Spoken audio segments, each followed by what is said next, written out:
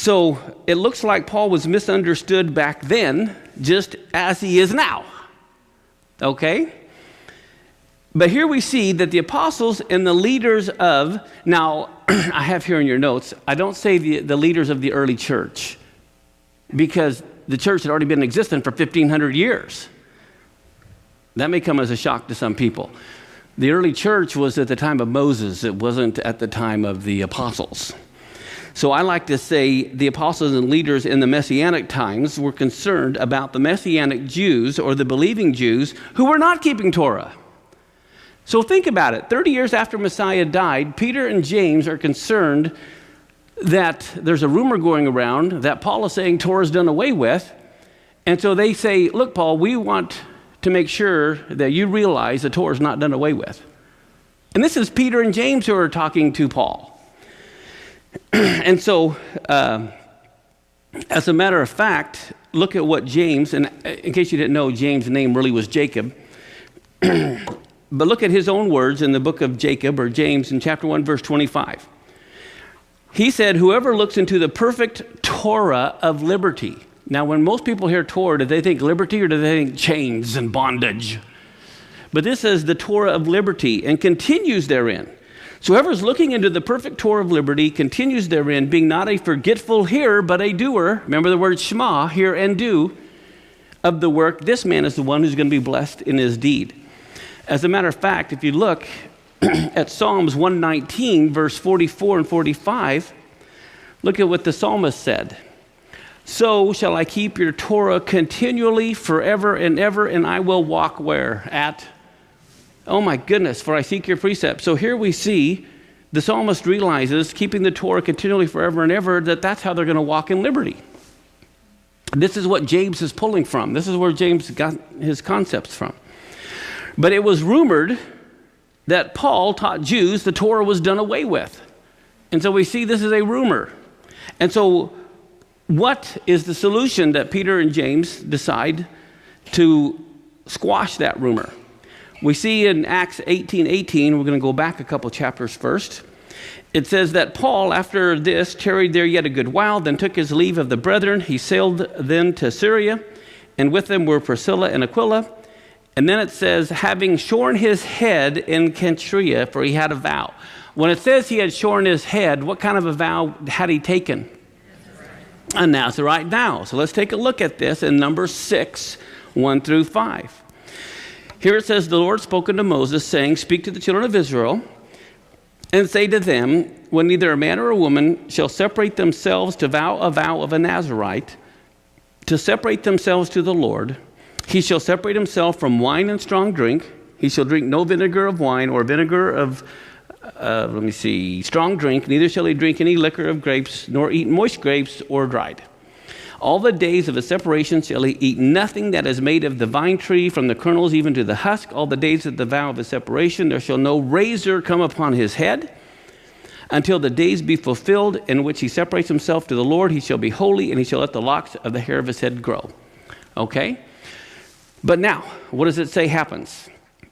In verse 13 through 15, it says, and this is the law of the Nazarite.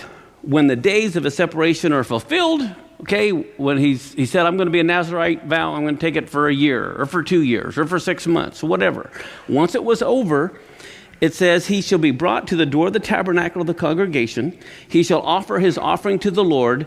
And look at what he has to offer. Look at all these different things. And begin to add up in your mind what the costs are here. He has to offer up a male lamb of the first year without blemish for a burnt offering, a female lamb of the first year without blemish for a sin offering, 1 ram without blemish for peace offerings, a basket of unleavened bread, cakes of fine flour mingled with oil, wafers of unleavened bread anointed with oil, and their meat offering and their drink offerings. First off, how many of you know if you're going to buy a lamb, having it without blemish alone is going to increase the cost? And you got to buy a male lamb, you got to buy a female lamb. You have to also buy a ram. Now that's going to be even more expensive, and it also has to be without blemish. Then you got to get your unleavened bread and oil. That's going to be expensive. So Nazarite vow is voluntary. You didn't have to, but if you're going to do it, it's going to cost you something. Okay? And so here, this is a very expensive to be doing this. And now let's look at Numbers 6, verse 18. And then it says at the end, the Nazarite shall then shave the head of his separation at the door of the tabernacle of the congregation, and he takes his hair and he puts it in the fire which is under the sacrifice of the peace offerings. So they shave all their hair, and they take all their hair and they throw it into the sacrificial offering. Okay, so here we saw that's exactly what Paul had done. Okay, Acts 21, verse 23 and 24. So here, Peter and James tell Paul, okay, look, here's what we want you to do to prove to everyone that this rumor is false, that you think the Torah is done away with, when we know and you know the Torah is not done away with. He says, do this. We have 4 other believers, or Jewish Messianic Jews, which have a vow on them. They also took this vow.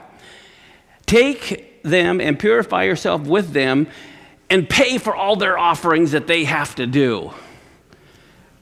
So now it's like, oh my gosh, I got to put out the big bucks. Paul says, not only do I have to pay for all of my own offerings, I've got to pay for 4 other guys as well, that they may shave their heads. Because here's the thing, if their vow ended, but they didn't have the money to pay for the vows, they had to keep going. And so maybe these people didn't have the money, I don't know. But Paul, they said, I want you to pay for everything. And they said the reason for this is that all may know that those things where they were informed concerning you are nothing, they're false. But that you yourself also walk orderly and keep the Torah. This is 30 years later, guys. This is 30 years after the Messiah had died. Paul's gotten saved. He's gone on several missionary journeys. And here it's Peter and James that are telling Paul, we want to make sure you know, that everyone else knows that you keep Torah. So here were 4 Jewish believers, along with Paul, under the direction of the apostles, doing sacrifices also. Did you notice that? That meant they had to be doing sacrifices to offer up all these lambs and rams. So again, it was under the direction of the James, the brother of Jesus, and Peter, that Paul do sacrifices in the temple, not only for himself, but for 4 other guys. And again, this is 30 years later. And so this proved the rumors were false and that Paul still followed Torah. Now, do all of you get that Paul followed Torah and that he was doing sacrifices in the temple, and Peter and James followed Torah and wanted to make sure everyone knew that Paul did? Now, I want you to realize this. When you read the book of Galatians was written 7 years before this event. Okay? Timing is very important here. Galatians was written 7 years before this event happened. Why is that important? Well, let's go and look at Galatians 2, 11 through 13. It says, when Peter had come to Antioch, Paul says, I withstood him to his face because he was to be blamed. For before certain men came from James, he would eat with Gentiles, but when they came, he withdrew and separated himself, fearing those who were of the circumcision, and the rest of the Jews also played the hypocrite with him. So even Barnabas was carried away with their hypocrisy. Everyone familiar with that verse? Okay, now remember, this event happened 7 years earlier. Now, do you think Paul's going to be a hypocrite after accusing Peter of being a hypocrite? So do you think Paul meant it and what he did? Of course Paul meant what he did. So that tells us Paul is not going to be a hypocrite. I mean, he's already accusing Peter of being a hypocrite 7 years earlier. So the fact that Paul is keeping Torah, what we're seeing is that's his true self. He's not going to be a hypocrite. Look at Galatians 4, 8 through 11. Here he's speaking to the Galatians. Now the Galatians were mostly Gentiles that didn't know Torah at all, and he's trying to train them. And it says, howbeit then, when you did not even know God, he says, that you did service unto them, which by nature are no gods. But now, after you have known God, or rather are known of God, how turn you again to the weak and beggarly elements, where you desire again to be in bondage? You observe days and months and times and years. I'm afraid of you, lest I bestowed upon you labor in vain. So I spoke about this verse a few weeks ago. I don't remember exactly when.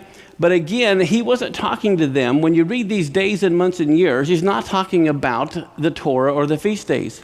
He's talking about all of the pagan holidays. They were astrologers.